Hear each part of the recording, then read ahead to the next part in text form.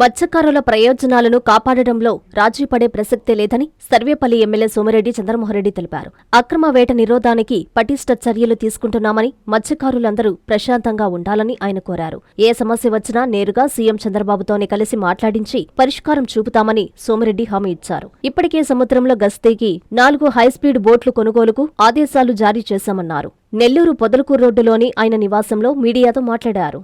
ఈ సముద్రంలో వేటకు పోయే మత్స్యకారులు వాళ్ళ మత్స్య సంపదని పాండిచ్చేరి, కరైకల్, తమిళనాడు మత్స్యకారులు హై స్పీడ్ బోట్స్లో రావటం, ఇక్కడ వేట ఆడటం సమస్య ఏదైతే వచ్చిందో దాని మీద సీఎం గారు చాలా సీరియస్గా మంత్రులు నెల్లూరుకు పంపించి వీళ్ళు ఇచ్చిన రిపోర్ట్సు, నేను కూడా మొన్న 1 డే శాసనసభ జరిగినప్పుడు ముఖ్యమంత్రి గారికి డీటెయిల్డ్ రిప్రజెంటేషన్ ఇచ్చాను.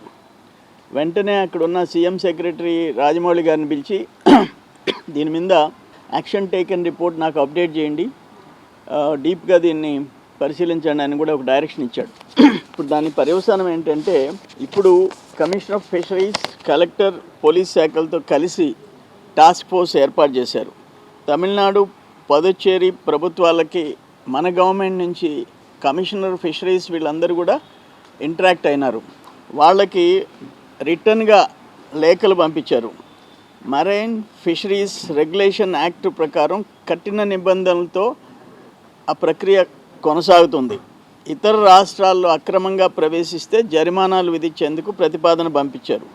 ఈ పాండిచ్చేరి ప్రభుత్వం ఆ 4 పడవలను అక్కడే స్వాధీనం చేసుకొని అక్కడే ఏదైతే ఇక్కడ నుంచి జువ్వలదిన్ నుంచి 4 పడవలు తీసుకెళ్లారో వాటిని పాండిచ్చేరి ప్రభుత్వం అక్కడే వాటిని సీజ్ చేసింది. అదేవిధంగా 24 మార్చ్ తమిళనాడు ప్రభుత్వం వాళ్ళ మత్స్యకారులకి అవగాహన కల్పించి ఆంధ్ర జలాల్లోకి రావద్దని డైరెక్ట్గా సూచన చేసింది. ఇప్పుడు ఏంటంటే మనం ఫైనల్గా ఇప్పుడు తీసుకుంటున్న చర్యల్లో నిన్న సీఎం గారి దగ్గర ఒక నిర్ణయం, 4 పడవలు high speed deep sea boats, ఒకటి తిరుపతి స్టీల్ బోట్, 2 నెల్లూరు, ఒకటి స్టీలు, ఒకటి ఎఫ్ఆర్పి, బాపట్ల ఒకటి ఎఫ్ఆర్పి, అంటే 2 స్టీల్ బోట్లు, ఒకటి ఎఫ్ఆర్పి కొత్తవి కొని అక్కడ పెట్రోలింగ్ కోసం ఆ బార్డర్లో పెట్టేదానికి నిర్ణయం తీసుకున్నారు. ఆల్రెడీ 2 పడవల్ని అద్దెకి తీసుకొని పెట్రోలింగ్ చేస్తున్నారు. 2 పడవలు ఆల్రెడీ పెట్రోలింగ్ జరుగుతుంది. దీన్ని నియంత్రించేందుకు ప్రత్యేక టాస్క్ ఫోర్స్ ఏర్పాటు చేశారు. కఠిన శిక్షలు విధించే విధంగా ప్రతిపాదనలు పంపించారు. తమిళనాడు రాష్ట్రానికి సంబంధించి రీసెంట్గా మళ్ళీ 2 పడవలను పట్టుకొని జువల్దిన్న హార్బర్లో పెట్టేసేసారు. జువల్దిన్న ఫిషింగ్ హార్బర్లో రీసెంట్గా, అంటే ఆ 4 పడవలు వాళ్ళు వదిలించుకొని పోయినారు, మళ్ళీ 2 పడవలు సీజ్ చేసినారు. ఇట్లా అద్దెకు తీసుకొని పడవలతో పర్యవేక్షణ మాత్రం కొనసాగుతుంది. సో ఫైనల్గా 4 బోట్లు హై స్పీడ్, వీళ్ళు ఏమంటున్నారంటే 400 HP మనం కొంటామంటే ఫిషర్మెన్ లీడర్స్ నన్ను కలిసి 600 HP కావాలంటున్నారు. సో దాని ప్రకారం ఫిషరీస్ కమిషనర్తో కూడా మాట్లాడడం జరిగింది. ఆ వైపు నిన్న రాత్రి టెలికాన్ఫరెన్స్లో కొల్లు రవీంద్ర గారు, మంత్రులందరూ, తిరుపతి ఇన్ఛార్జ్ మినిస్టరు అందరం కలిసి మాట్లాడుకున్నాం.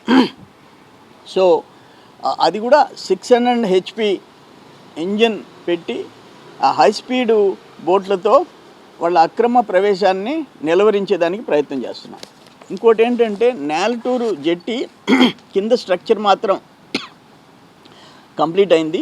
ఆ జెట్టి పూర్తి చేసేదానికి కూడా సీఎం గారు డైరెక్షన్స్ ఇవ్వడం జరిగింది. అది కూడా పూర్తి చేస్తాం.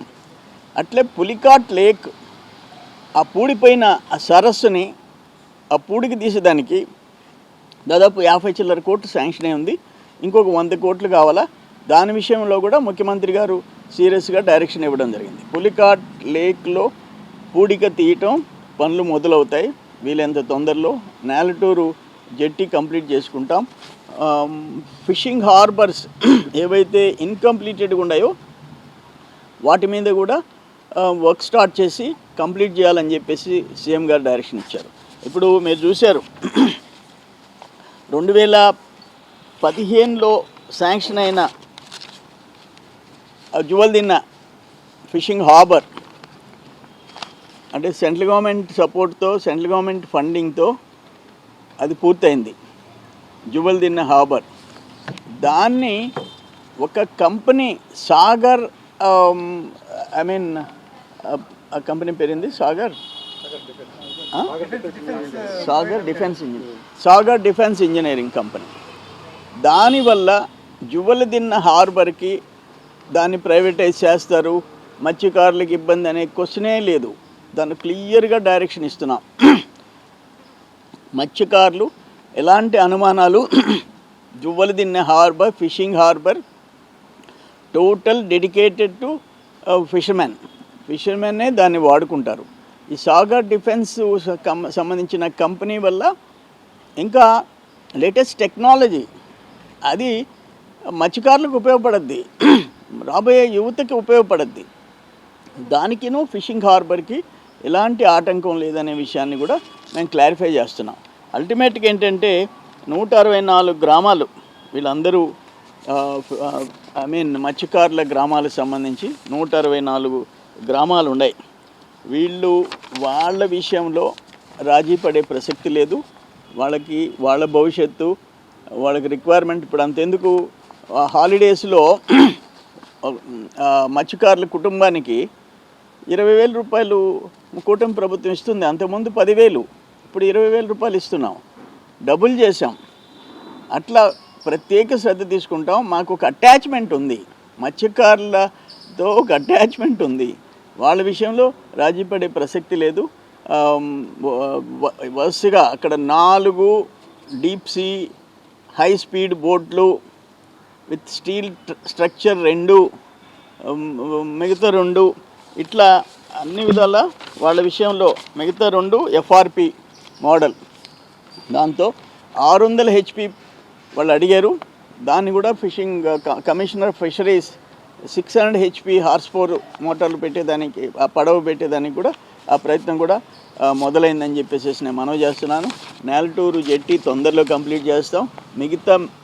మిగిలిన ఫిషింగ్ హార్బర్స్ కూడా వీలైనంత తొందరగా పూర్తయ్యేదానికి చర్యలు తీసుకుంటాం. పులికాట్ లేక్ విషయంలో కూడా పని మొదలవుతుంది.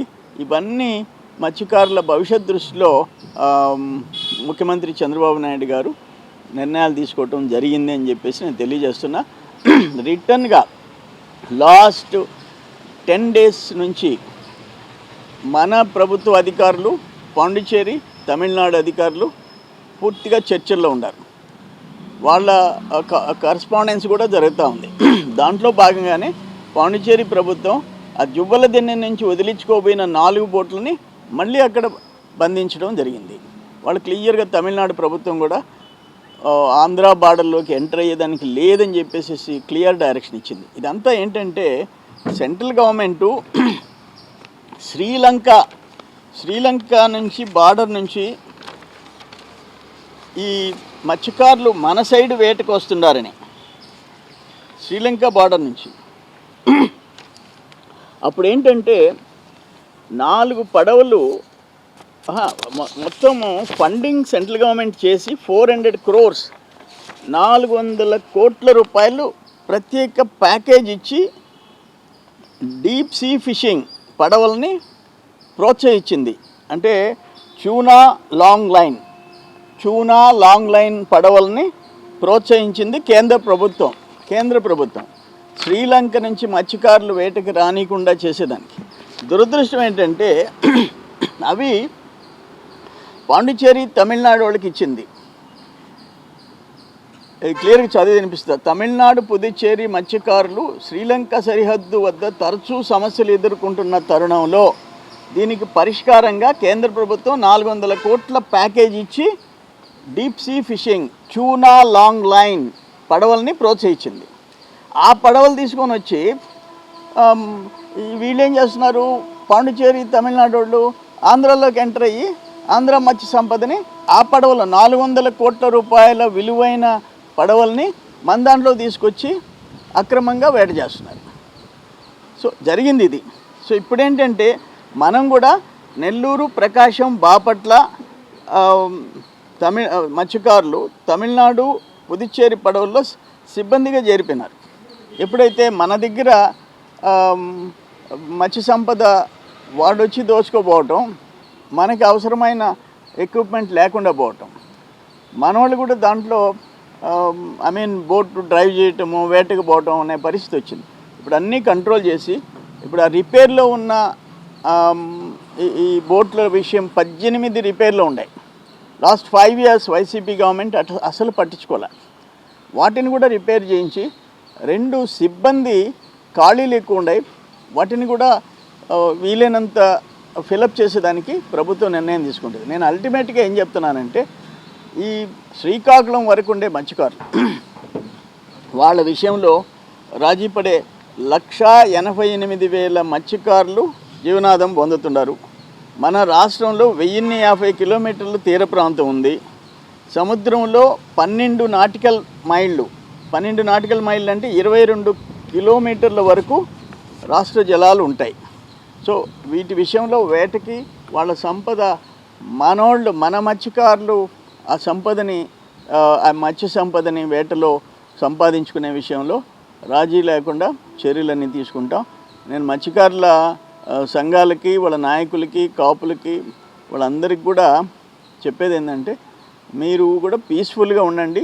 డెఫినెట్గా చంద్రబాబు నాయుడు గారి కూటమి ప్రభుత్వం మీకు మద్దతుగా, మీకు అండగా ఉంటుంది. మేమందరం ఆ వైపు మీ సమస్యల పరిష్కారానికి కంటిన్యూస్గా వర్క్ చేస్తాం. రెండోది ఏంటంటే, మా దృష్టికి కూడా రాలే 4 బోట్లు 8 నెలల నుంచి అక్కడ ఉండే విషయం. మీరు అసలు ఎవరిని అప్రోచ్ కాలేదు, మాకు కూడా తెలియదు, 100% తెలియదు. తెలుసుంటే ఏం చేయాలో, వాట్ నెక్స్ట్ అనేది మేము కూడా మీకోసం పనిచేస్తుండేవాళ్ళం. ముఖ్యమంత్రి గారు ఉండారు, చెప్తే వినే ముఖ్యమంత్రి ఉన్నాడు అక్కడ, చంద్రబాబు నాయుడు గారు. అందుకనే ఆ రోజు నేను అరౌండ్ 6 o'clock అసెంబ్లీ అయిన తర్వాత 6 గంటలకి డీటెయిల్డ్గా రిప్రజెంటేషన్ ఇచ్చి ముఖ్యమంత్రి గారికి ఎక్స్ప్లెయిన్ చేశాను. వెంటనే అది చదువుకున్నాడు, రాజమౌళి గారిని పిలిచేసి డైరెక్షన్ ఇచ్చాడు. వీటిని స్టడీ చేసి యాక్షన్ తీసుకొని నాకు యాక్షన్ టేకన్ రిపోర్ట్ పెట్టమని చెప్పాడు. మొన్న చాలా క్లియర్గా మంత్రులకి అందరికీ, అచ్చెన్నాయుడు గారికి, ఫిషరీస్ మినిస్టర్ అచ్చెన్నాయుడు గారికి, కొల్లు రవీంద్ర గారిని పిలిచి ఈ బోట్లు పర్చేజ్ చేయటము, వీటన్నిటి మీద క్లియర్ డైరెక్షన్ ఆయన ఇవ్వటం జరిగింది. కాంచీపురం పెరుమాళ్ సిల్క్స్ మీ పెళ్లికి మా శుభ కానుక.